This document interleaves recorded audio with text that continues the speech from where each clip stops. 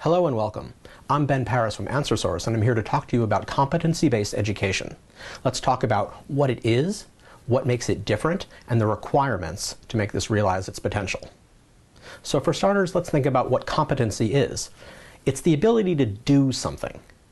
So whereas a regular educational experience or traditional educational experience is involved with measuring how many hours that you spend on something, with competency-based education, what you're looking at is, can you do it or not? So we're concerned about whether you can do it, but not how long it takes you to do something, and also not how you acquire the skill to do it. CBE, or competency-based education, is concerned with whether it happens and not how or how long. So in principle, you could show up on the first day of your CBE course and show that you have perfect competency in everything and pass the whole course. Alternatively, you might keep on going and never finish. It's not time-bound, and that's one of the things that makes it very, very different. We also don't especially care how you got there. In a traditional experience, you have mandatory assignments. Everyone does the exact same thing. But with CBE, you could go in your own direction. We don't care as long as you get there. Now, to pull this off, you need a different kind of structure.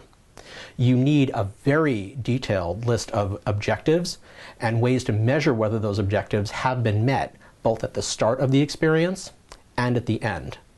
And then you also need some kind of logic that tells people, based on how they're doing, what kinds of experiences might interest them.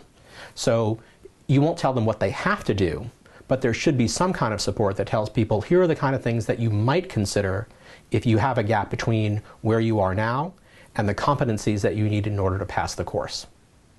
That's the essence of CBE, but of course pulling it off involves all of the experiences that you have in developing traditional kinds of course development. It's just CBE is more complicated because you've got that no time boundary and you've got no specific way that things have to get done.